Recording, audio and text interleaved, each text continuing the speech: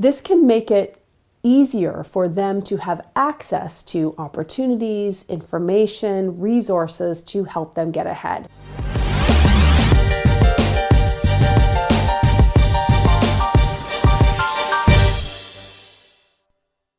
There are two types of networks, your narrow network and your broad network. So think of your narrow network as people that you know pretty intimately on a professional level, your team members, colleagues, your boss, your clients. So these are people that you know well, whom you work with closely. That's your narrow network.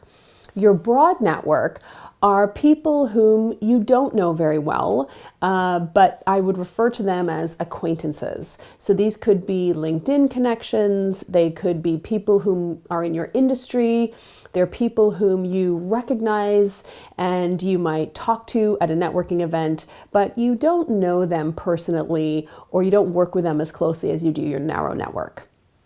Now, what's fascinating is that you might think that the majority of your professional opportunities are going to come through your narrow network. And it's true that that narrow focus network does provide connections, introductions, and opportunities. But what is most interesting is that the majority of your career-shaping opportunities, business-shaping connections actually come through your broad network. They're going to come from people whom you don't know very well.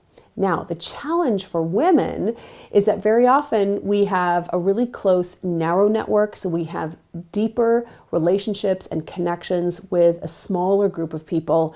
What you'll often see with men is that they have much broader networks filled with acquaintances, people they know casually, but not quite as well. This can make it easier for them to have access to opportunities, information, resources to help them get ahead.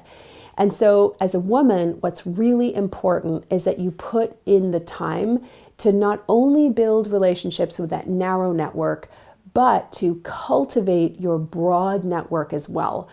When I did some research a few years ago into where my most important opportunities and connections and contracts and deals came from, they actually all came through my broad network. Acquaintances, people who made connections and introductions for me, whom I appreciate so much, but whom I don't actually know all that well. So there you go. Narrow network, broad network. You want to make sure to cultivate both.